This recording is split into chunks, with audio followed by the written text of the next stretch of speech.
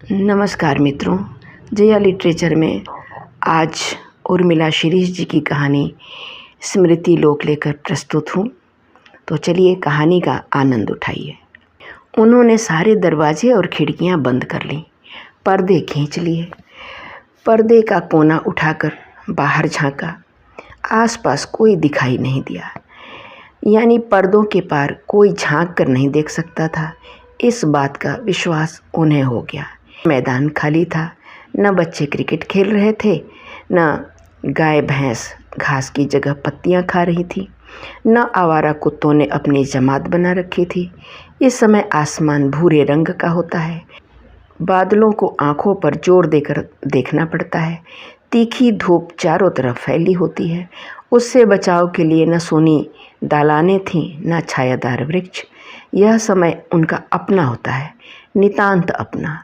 बाइयाँ अपना अपना काम निपटा कर जा चुकी होती, पड़ोसी ने भी 3-4 बजे के बाद घर से निकलती हैं। फ़ोन की घंटी चुप रहती है, इसलिए इस वक्त वे इस घर की चीज़ों और स्वयं की भी मालकिन होती हैं। अपनी इस मालकियत का भरपूर आनंद उठाती हैं। अपनी रुचि का भोजन बनाना, साल भर के लिए अचार, मुरब्बा, बड़ी, पापड़ बनाना, ख़ास चीज़ की इच्छा होती तो तुरंत बना लेती, या फिर टीवी देखना जो कि बच्चों के घर में रहते हुए नहीं देख पाती, या हाथ पांव पसार कर जी भर कर सोना, या मन किया तो अपने पुराने संगी साथियों, रिश्तेदारों और सहेलियों से जी भर बातें करना। उनकी बातों के बीच कोई रोकने वाला नहीं होता। इस समय और इस समय की दुनिया में वे मुक्त परिंदे की तरह उड़ान भरती हैं। मुक्त मन, मुक्त तन, मुक्त आकाश, मुक्त कामनाएं, मुक्त उड़ान, सभी तरह के तनावों से मुक्त, सभी तरह की शंका कुशंकाओं से रहित। पर आज उन्हें एक ज़रूरी काम करना था। इस काम में उन्हें किसी की दखलंदाजी नहीं चाहिए थी।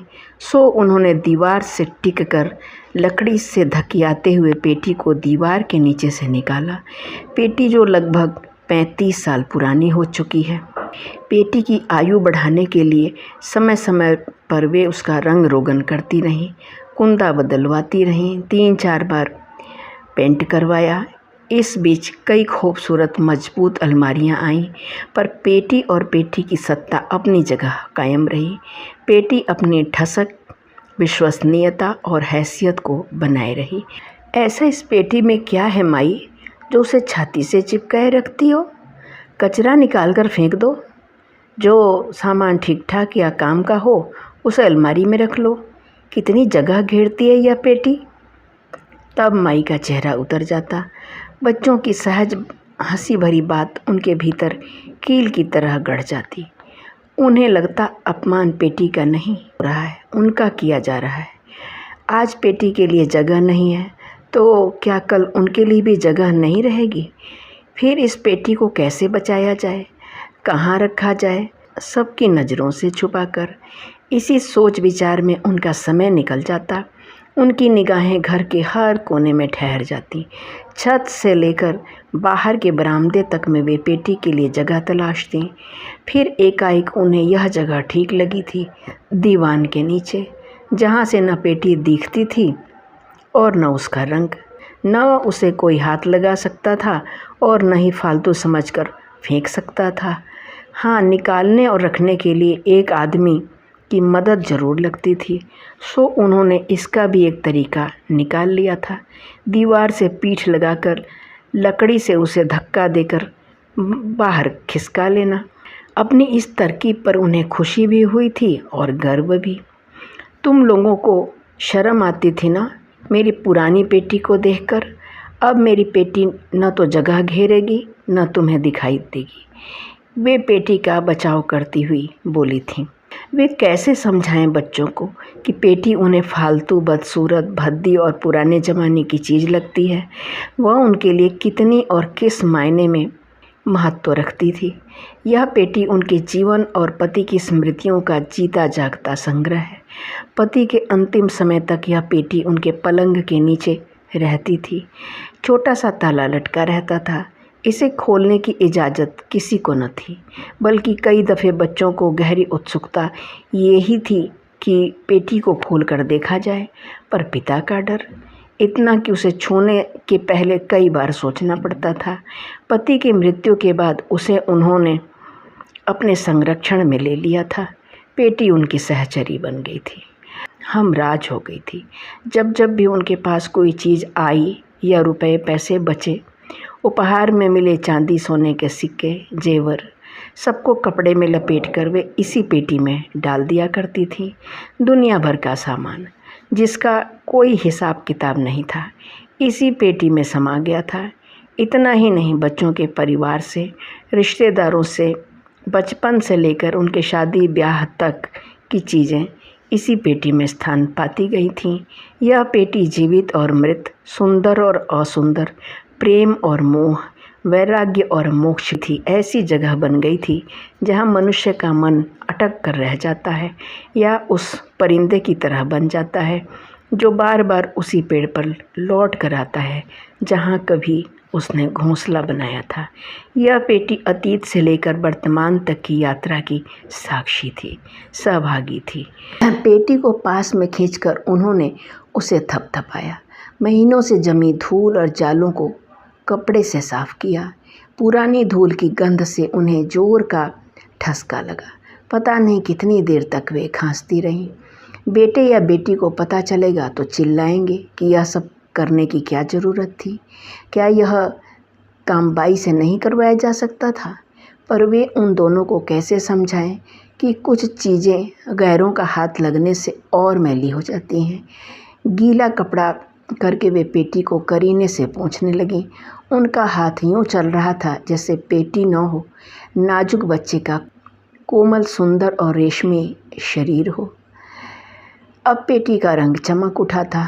हल्का सा ग्लानि का भाव उनके मन को उद्विग्न कर गया कि इतने महीनों से क्यों नहीं उन्होंने पेटी की सफाई की। चाबी निकाल कर ताला खोला। उन्होंने घड़ी की तरफ बेचैन निगाहों से देखा। अभी 2 घंटे शेष थे बच्चों के लौटने में। बहुत ही तल्लीनता से सामने पेटी खोलकर ज़मीन पर बैठ गईं। पेटी के भीतर से आती गंध उन्हें भीतर तक सिहरा गई। इस गंध में डूबी चीज़ों को वे एक एक करके निकालती जा रही थीं।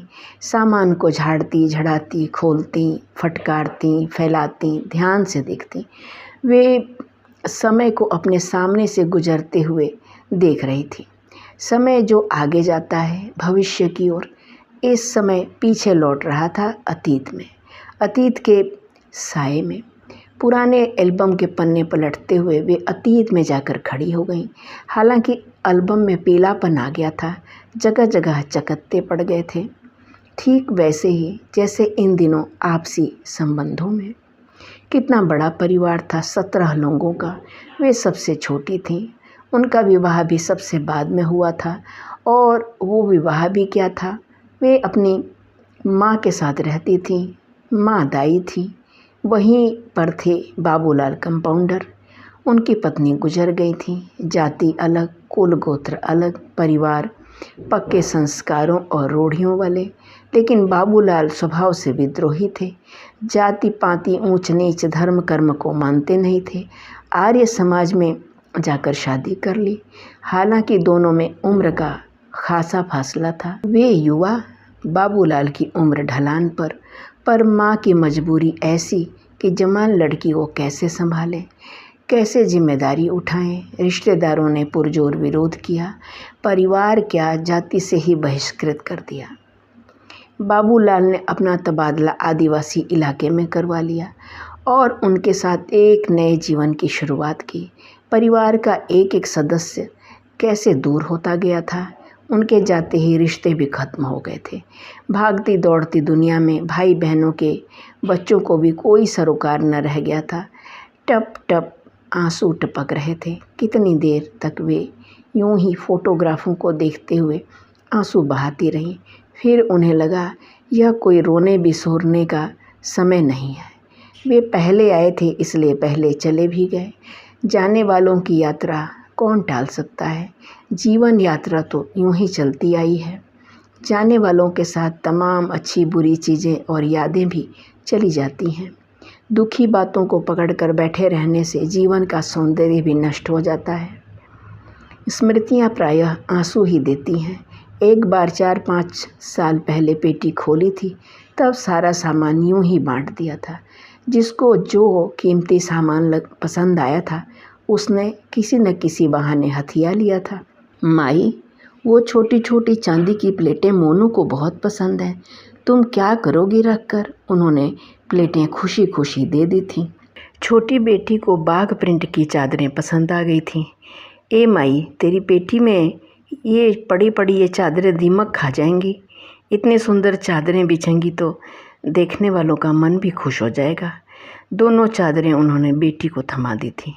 जितना सामान था उसका बंटवारा बच्चों के बीच तो हो गया था।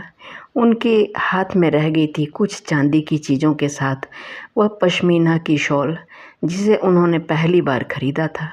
उन्होंने वह शॉल छुपा कर रख ली थी। उन्हें लगा था कि कुछ सुंदर चीज़ें बनाकर सहेज कर रखनी चाहिए। अभी तक सब सामान्य चल रहा था। उनके और पेटी के बीच जो कुछ था वह किसी को मालूम नहीं था। एक अज्ञात सा साया खड़ा था बीच में। वे अपने खर्चों के लिए बच्चों से पैसे मांग लेती थीं, क्योंकि उनके पास अपना कोई बैंक बैलेंस नहीं था, सोना रुपया भी नहीं रहा। सब कुछ पति संभालते थे। अपनी छोटी सी दुनिया में वे मस्त रहती थी। साधारण सा जीवन जीती आ रही थी। खाना पीना, सीरियल देखना, हल्के फुल्के उपन्यास पढ़ना, योग जाना, किटी पार्टी करना, गमलों में फूल लगाना, छोटे से बगीचे को संवारना, पूजा पाठ और एक महाकाव्य उठाकर उसका पाठ करना। बेटी के साथ रहती थीं। उनको लगता था कि तलाक के बाद बेटी और उसके बच्चों को उनकी ज़रूरत है। प्राणपण से उन्होंने अपना जीवन बेटी के लिए लगा दिया था, पर पिछले कुछ महीनों से उनका सुख चैन जाता रहा था। उन्हें हर रोज़ एक नई बात सुननी पड़ती, एक नई समस्या का सामना करना पड़ता। यकायक ही जैसे चारों ओर समस्याओं और मुसीबतों ने अपना जाल फैला दिया था। और मज़े की बात यह भी कि जो बच्चे कभी उनसे अपनी कमाई और खर्चों के बारे में बात नहीं करते थे, वही अब अपनी और अपने बच्चों की परेशानियां सुनाने बैठ के जाते। कारण था उनके पास पैसों का आना। पुश्तैनी मकान बिके थे, वो मकान जो पति ने उनके नाम कर दिए थे। मकानों का जो भी पैसा उन्हें मिला था, उनका हिस्सा उन्होंने सबको दे दिया था। अपने हिस्से में आए पैसों की उन्होंने एफडी करवा ली थी और थोड़ा बहुत पैसा बैंक में जमा करवा लिया था। यही पैसा केंद्र में था। तनाव का कारण था रोज़ रोज़ होने वाली बातें। हालांकि इस पैसे ने उनकी हैसियत बढ़ा दी थी। मेरा सारा पैसा शेयर बाज़ार में डूब गया है, अब मैं क्या करूं? कहाँ जाऊं? मेरे बच्चों का क्या होगा? छोटा बेटा फ़ोन पर रोता हुआ उन्हें अपनी विफल कहानी सुना रहा था। सोच रहा हूँ बाहर जाकर कुछ काम करूँ, वरना बच्चों का स्कूल जाना बंद करना पड़ेगा। क्या काम करोगे बाहर जाकर? कोई भी बिजनेस। इतने सालों में सबके कहने सुनने पर भी बिजनेस नहीं किया, तो अब क्या करोगे? जब मालूम था कि शेयर बाज़ार में पैसा डूब जाता है तो लगाया ही क्यों था? क्या तुम्हारी ऐसी स्थिति थी? माई, मेरा राधा का भी पैसा डूब गया। उसने 50,000 रुपये जीपीएफ से निकाल कर दिए थे। सोचा था उबर जाऊंगा, पर मन करता है। ऐसे हिम्मत हारते हैं क्या? वह चुप रहा। बेटे की चुप्पी ने उन्हें भीतर तक हिला दिया। बच्चों और बहू से बात की तो पता चला कि रोज़मर्रा की चीज़ों की कटौती की जा रही है। सारी जमा पूंजी खत्म हो चुकी थी। सच और झूठ के बीच वे निर्णय नहीं ले पा रही थी कि यह पैसा खींचने का नाटक था या वाकई असफलता का दर्द, हताशा, भविष्य के अंधेरे। यह बता रहा था कि कुल मिलाकर 8.5 लाख रुपए डूब गए। अब जो उनके हाथ में पैसा था वह भी दे दिया और खुदा ना खास्ता वह भी गया, तो तुम्हारा और मेरे बुढ़ापे का एकमात्र सहारा फिर क्या बचा? कह तो दिया उन्होंने, पर मन भारी हो उठता, मन धिक्कारने लगता। बेटा मुसीबत में है, बच्चों की पढ़ाई का, भविष्य का सवाल है। नहीं दिया तो सारा दोष मेरे मत्थे आ जाएगा। दादी, मेरे साथ की सारी लड़कियां बाहर पढ़ने जा रही हैं। यहाँ इस छोटे से शहर में कोई स्कोप नहीं है, कोई ढंग का पढ़ाने वाला नहीं है, मैं पीछे रह जाऊंगी। लड़की रोते रोते कह रही थी। तो जाओ, किसने रोका? पर दादी, 40,000 रुपये अभी जमा करने हैं। मम्मी पापा ने तो सब बंद कर दिया है, फ्रिज, टीवी, दूध। रात दिन लड़ते रहते हैं। उनको ब्लड प्रेशर हो गया है। मम्मी अकेली क्या क्या करें, पापा पागल ना हो जाएं। वे गहरी सोच और चिंता में डूब गईं। एक मन करता पैसे दे दें, दूसरा मन करता अगर पैसे दे दिए और फिर से शेयर बाज़ार में लगा दिए तो। और 1,00,000-1,50,000 रुपए में आजकल कौन सा बिजनेस होता है। इधर नीना, लड़के की बेटी, पैसे मांग रही है। उसके भविष्य का सवाल है। लड़के बहू से कितना भी विरोध क्यों न हो, बच्चों के सवाल पर मन पिघल ही जाता है। उन्हें तो कुछ समझता नहीं है कि कोचिंग कितने की होती है और कितने की ट्यूशनें, इतनी महंगी पढ़ाई। इतने में तो उनके चारों बच्चों ने पूरी पढ़ाई कर ली थी। रात दिन मन छटपटाता रहता। बेटा क्या सोचेगा कि माँ के पास पैसे हैं और वह दर-दर की ठोकरें खा रहा है। पोती के बाल मन पर क्या असर पड़ेगा कि दादी ने पढ़ाई के लिए पैसे नहीं दिए। पोती के बाल मन पर क्या असर पड़ेगा कि दादी ने पढ़ाई के लिए पैसे नहीं दिए थे। इससे अच्छा तो तब था जब वे खाली हाथ रहती थी, न कोई अपनी समस्या बतलाना, न उन्हें इस तरह की मारक आत्मक तकलीफ से गुजरना पड़ता था। पैसा आते ही वे सलाह देने वाली बन गई थी। 2 दिन की ऊहा-पोह के बाद उन्होंने नीना को बुलाकर पैसे दे दिए थे। अब उनका मन हल्का था, शांत था, अपराध बोध के भार से मुक्त। कोई चट्टान हट गई हो जैसे। मन और आत्मा दोनों ही जानलेवा युद्ध से मुक्त हो गए थे। चलो, पैसा उनकी पढ़ाई के काम तो आया। अब आगे तो ज़रूरत नहीं पड़ेगी। नहीं, अब मेरे पास बचा ही क्या है। बाद में पता चला कि पहले दिए रुपयों में से बेटे ने 50,000 रुपये लड़की के नाम जमा करवा दिए थे, एफडी के रूप में। उनके मन को, विश्वास को, निश्चल चिंता को गहरा आघात लगा था। आघात इसलिए भी लगा था कि उसने पैसों के लिए अपनी अबोध लड़की को भी साजिश में शामिल कर लिया था। एक एक पैसा वसूल कर रहा है, ब्लैकमेल कर रहा है। अब भूल कर भी पैसे मत दे देना, सुनकर बड़े बेटे ने नसीहत दी। मुझे तो शक है कि वह पैसा भी शेयर बाज़ार में डूबा होगा। मैं कह रहा हूँ कि वह फिर कोई कहानी सुनाएगा और तो पिघल जाएगी। तो बचा कर पैसा। उन्होंने हिसाब लगाया। सचमुच उनका तो अपना कोई ख़ास खर्च नहीं, न घूमना फिरना, न सामान खरीदना, न कोई और शौक़। जबकि हम उम्र महिलाएं देश भ्रमण पर, तीर्थ यात्रा पर निकलती हैं। बुढ़िया सोने चांदी के गहने पहनती है और वे सोच रही हूँ पुराने सोने की चूड़ियाँ बदल कर नई चूड़ियाँ ले लूँ। एक दिन उन्होंने डरते डरते कहा, बाकी पैसा कहाँ से आएगा? इतना पैसा सबको दे दिया। मैंने पूछा तुम लोगों ने कहाँ खर्च किया? थोड़ा बहुत पैसा अपने पर खर्च कर लूँ, उन्होंने हंसते हुए कहा। सब ने उनकी कलाइयों की तरफ ऐसे देखा मानो उन्होंने कोई अनहोनी बात कह दी हो। देखो, माई को इस उम्र में जेवर पहनने का शौक़ हो रहा है, छोटी बहू ने ताना मारा था। पर पहली बार उन्होंने ऐसा कदम उठाया था जब अपनी इच्छा के अनुसार अपने लिए कोई नई चीज़ खरीदी थी। अन्यथा पूरा जीवन पति की इच्छा के अनुसार चला। तब उनका दौर था और अब बच्चों की टोका टोकी। कुछ ही शांति के क्षण बीते होंगे कि बड़े बेटे का फ़ोन आ गया। सुन माई, मैं तुझसे कहना तो नहीं चाहता था, लेकिन क्या करूं, मेरी सैलरी रुकी हुई है। हाउसिंग लोन की किश्तें भरनी होती हैं, वह भी रुकी हुई है। बच्चों को पैसे भेजने हैं। तो एक काम कर, मुझे कुछ महीनों के लिए ब्याज पर पैसे दे दो। जितना ब्याज बैंक में जाता है उतना मैं तुझे दे दूँगा। मेरे पास क्या बचा है, बस वह एक एफडी ही तो पड़ी है। एफडी? उस पर तू लोन ले सकती है, बेटे ने प्रस्ताव दिया। ज़रूरी कितना पैसा चाहिए? कम से कम 25,000।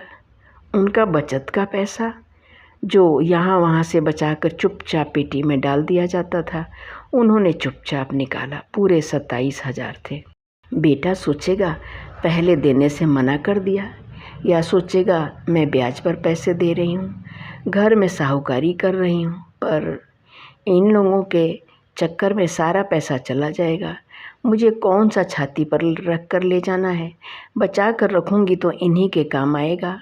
बहुत सोच विचार करने के बाद उन्होंने एक तरकीब निकाली और बेटे से बोली, सुनो, मैंने वर्मा जी से बात की थी, तुम समय पर उनके पैसे लौटा देना और महीने के महीने ब्याज दे देना। कहते हुए मन में ख़राब भी लगा, लेकिन इस समय यही सही था। मैं सैलरी मिलते ही पैसे लौटा दूंगा, बेटे ने आश्वस्त करते हुए कहा। कुछ महीने तो समय पर ब्याज का पैसा मिलता रहा, पर बाद में बेटे की स्थिति और ख़राब होती गई। वे कई बार याद दिलाती, तब बेटा कह देता, तू दे दे, मैं तेरा पूरा हिसाब किताब कर दूंगा। बेटा लापरवाही के साथ कहता, कई महीनों का ब्याज चढ़ गया था। वे हर महीने याद दिलाती, पैसा मिले तो पेटी में डाल दें या कोई सामान खरीद लें, पर बेटा था कि पैसे लौटाने का नाम नहीं ले रहा था। माई, मैं बाहर जा रहा हूँ, 50,000 रुपये जमा करने हैं। काम अच्छा है, मैं कब तक छोटे मोटे काम करता रहूँगा। 1 महीने के बाद छोटा बेटा अपनी समस्या को रख रहा था।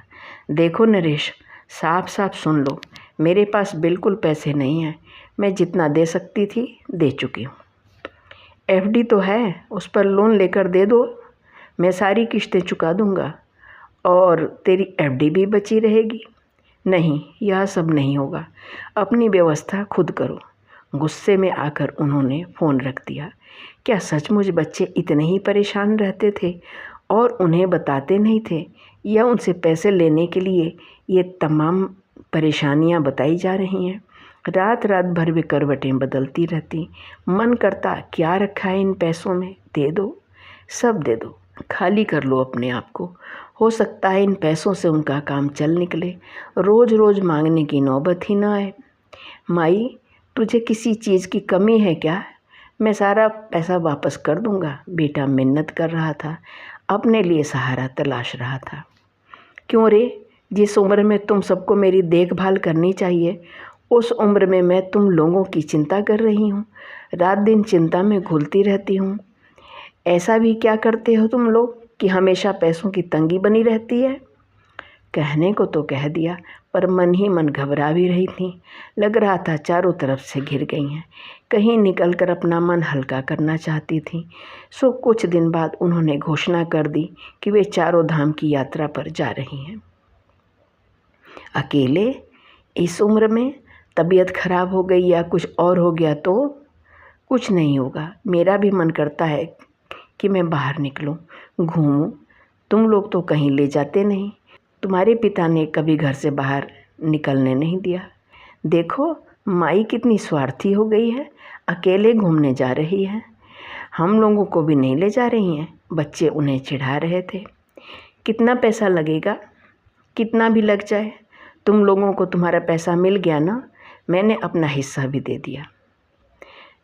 हमको क्या करना है, वे चाहें जो करें, हमें कोई हक नहीं बनता कि उन्हें रोके टोकें, उनसे हिसाब किताब पूछें। पूरा जीवन उसने हिसाब दिया है, कभी काम का, कभी अपने अच्छे होने का, अपने समर्पण का, कभी अपने ममत्व का, कभी अपने त्याग का। हम हमेशा जन्म से उससे हिसाब मांगते आ रहे हैं कि कितना किया, कितना दिया, और हमने दिया कभी हिसाब, या उसने मांगा हिसाब? बड़ा बेटा उनके पक्ष में बोल रहा था। उन्होंने पैसे दिए, यही क्या कम है? कुछ दिन सब शांत रहे, किसी ने किसी से कोई सवाल जवाब नहीं किया। अपने अपने कामों में व्यस्त, अपनी अपनी दुनिया में मस्त, पर सारी बातें उनके दिल दिमाग में घूम रही थीं, उन्हें बेचैन किए हुए थीं। उन्हें लगने लगा था कि यह ज़माना इतने सीधेपन का नहीं है। रिश्तों, यहाँ तक कि खून के रिश्तों में भी दृश्य अदृश्य दरारें होती हैं। विश्वास अविश्वास की दरारें, लेन देन की, सत्ता शक्ति की, अधिकार और हैसियत की। थोड़ा नाटक, थोड़ी बातें, थोड़ी बहानेबाजी तो आनी ही चाहिए। पेटी में पड़ा खाली बैग थोड़ा थोड़ा भरने लगा था। अपनी बूढ़ी होती देह को संभालना भी उन्हें ज़रूरी लगने लगा था। दर्द, वो भी बुढ़ापे का दर्द। यह दर्द फुर्र से उड़ता बहता शरीर के किसी भी हिस्से में अपना घोंसला बना लेता था। अब छोटी छोटी बातें उन्हें आहत करने लगी थीं कि बेटों के घरों में उनके लिए मजबूरीवश या किसी अन्य कारणवश जगह नहीं थी, या कभी उन्हें लगता कि अब बेटी के पास भी उनके लिए समय नहीं है। दफ्तर से लौटते ही वह ऊपर अपनी बेटी के पास चली जाती है, जबकि वह दिन भर से उसका इंतज़ार कर रही होती हैं, या उसका बेटा उन पर चिल्ला पड़ता है। उसे उनकी टोका टाकी पसंद नहीं आती, या उनके अपने बेटे उनको उतना महत्व नहीं देते हैं। बहुओं के मन में अपनी अपनी गांठें हैं। फिर उन्हें लगा, नहीं, उन्हें रोती धोती दयनीय बुढ़िया नहीं बनना है। वे किसी की दया पर नहीं जीना चाहती हैं। अपने होने की प्रतीति करवानी पड़ती है, अपना अधिकार मांगना पड़ता है। उन्होंने पासा पलटा, अपने भीतर का ग्लानि भाव उन्होंने धो डाला। जितना करना था कर दिया। अब वे बच्चों को रेस्टोरेंट ले जाती, मोहल्ले में होने वाले समारोहों में भाग लेती, किटी पार्टी में जाती, सारे त्योहार पर सबको आमंत्रित करती, खुद भी सलीके से रहती, बालों को रंगती, आइसक्रीम कोल्ड ड्रिंक्स बुलाकर पीती। हर रोज़ नई चीज़ें बनाना खिलाना उनके दिनचर्या में शुमार हो गया था। मन को ठेस पहुंचाने वाली बातों को उन्होंने छुपाना या दरकिनार करना सीख लिया, पर यह सब उनकी तरफ से किया गया प्रयास था। बड़ा बेटा फिर उनके सामने खड़ा था, उदास बुझा चेहरा, कई दिनों से गोया सोया न हो, इस तरह की सूरत बनी हुई थी। क्या हो गया? क्या बताऊं माई? हो क्या गया? कुछ पता तो चले। मुझे एकाएक पैसों की ज़रूरत आन पड़ी है। मेरे पास तो है नहीं। तुमने वर्मा जी के पैसे लौटाए होते तो दोबारा मांग सकती थी। एफडी के पैसे नरेश ने ले लिए हैं। तूने दे दिए? उसको झटका सा लगा। तो क्या करती? आत्महत्या करने की धमकी दे रहा था। मुझसे एक बार पूछा तो होता। क्या पूछती, क्या बताती? हरामखोर बहाने बनाता है तो उसकी बातों में आ जाती है। क्या ज़रूरत थी उसको पैसे देने की? कितने रुपए ले चुका है? वो चाहता है कि तेरे पास पैसे न रहें। अगर तेरे पास पैसे रहें तो मैं ले लूँगा। जाने भी दो, पैसे पड़े ही तो थे, उसके काम आ जाएंगे। मैं तो चाहती हूँ वह काम धंधे में लग जाए बस। वे बात को आगे नहीं बढ़ाना चाहती थी, इसलिए उन्होंने बात को वहीं ख़त्म कर दिया। अजीब तमाशा था।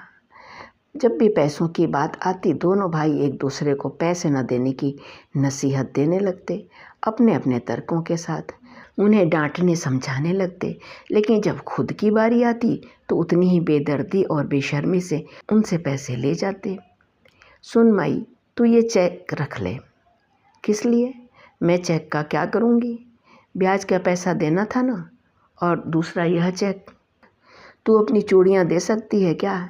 1 हफ्ते बाद उठाकर दे दूँगा। वे उसका चेहरा देखती रह गई। अंदर जैसे आंधी उठी हो। अपनी तमाम शिकायतों, गुस्से, क्षोभ और नसीहतों को जब्त किए रही। समझ में नहीं आ रहा था कि क्या कहें या नहीं। उनकी इकलौती स्त्रीधन चूड़ियाँ भी जा रही थी। उन्हें लगा एक भाई दूसरे भाई का नाटक कितनी होशियारी से फ्लॉप करता है। पता नहीं एफडी के पैसे वापस भी होंगे या नहीं, चूड़ियाँ उठेंगी भी या नहीं, सामने पड़े 2 चेक भुनेंगे भी या वापस खाली रह जाएंगे। जो सामने था वह सब लिया दिया जा चुका था, बस जो था वह इस पेटी में था। उन्होंने एक एक सामान करीने से जमाया। जब सारा सामान जम गया तो ताला लगा दिया। एक टक वे पेटी को देखती रहीं। यह पेटी उनके लिए संपूर्ण ब्रह्मांड थी। पेटी को देखकर, उसे छूकर उन्हें खुशी महसूस हो रही थी। उन्हें लगा क्योंकि पति की पेटी ही उनकी सच्ची हमदर्द थी, हमराज थी, उनकी जिजीविषा थी। जब भी उन्हें विरक्ति होने लगती, असुरक्षा का भाव घेरने लगता, वे उसके सामने बैठ जाती और ऐसे संवाद करती जैसे किसी अपने ख़ास बेहद प्रिय से बात कर रही हूँ। यह पेटी ही तो है जो तमाम रहस्यों को अपने भीतर समेटे हुए उनके जीवन की शेष यात्रा का संबल बनी हुई थी। अभी आप सुन रहे थे उर्मिला शिरीष जी की कहानी स्मृति लोक। अगर आपको मेरा वाचन स्वर पसंद आया है तो कृपया मेरे वीडियो को लाइक कर दीजिए।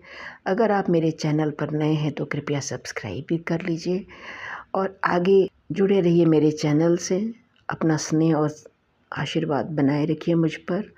आपका बहुत बहुत धन्यवाद। आपका जीवन मंगलमय हो। नमस्कार।